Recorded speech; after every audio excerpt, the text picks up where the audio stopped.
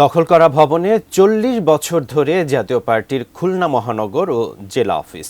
উচ্চ আদালতের রায় পেয়েও জমি ও ভবন বুঝে পায়নি মালিকপক্ষ।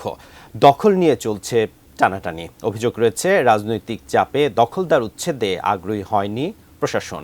খুলনা বিভাগীয় প্রতিনিধি মোহাম্মদ অসীমের তথ্য ছবি নিয়ে ডেস্ক রিপোর্ট।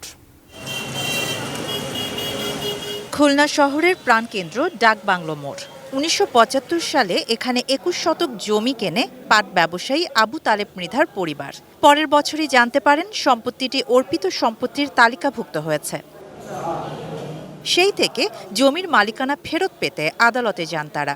নিম্ন আদালত থেকে উচ্চ আদালতের রায় বিভিন্ন সময় এসেছে মৃধা পরিবারের পক্ষে, কিন্তু ১৯৮৪ সালে এরশাদ সরকারের আমলে এই সম্পত্তি থেকে উচ্ছেদ করা হয় তাদের। সেই থেকে জাতীয় পার্টির অফিস এখানে।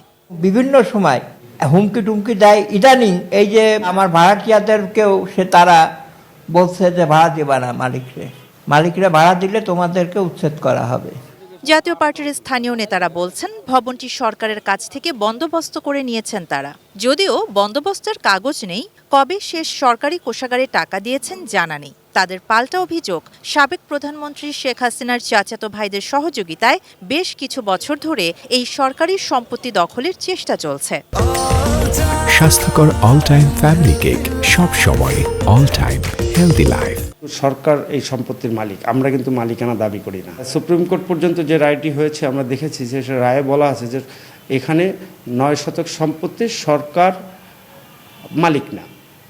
তার মানে এই না যে আজিজ মৃধাই এই সম্পত্তির মালিক। দখলদারিত্ব আর আইনের প্রতি শ্রদ্ধাশীল না থাকা রাজনৈতিক দলের আদর্শ পরিপন্থী এ ঘটনায় এমনই মন্তব্য সচেতন মহলের। আমার মধ্যে যদি অসুস্থতা থাকে, আমার মধ্যে যদি সরকারের জমি দখল করে ভাড়া না দিয়ে থাকার মানসিকতা থাকে, তাহলে আমি দেশকে কিভাবে স্বচ্ছ করব, মুক্ত করব, জনগণের স্বার্থ রক্ষা করব? এটা তো স্বাভাবিক প্রশ্ন। কেবল জাতীয় পার্টি নয়, বিএনপি, আওয়ামী লীগ সহ অধিকাংশ রাজনৈতিক দলের খুলনা কার্যালয়গুলোর বিরুদ্ধে দখলদারিত্বের অভিযোগ রয়েছে। শাহানা জাহান, ডেস্ক রিপোর্ট, ATN নিউজ।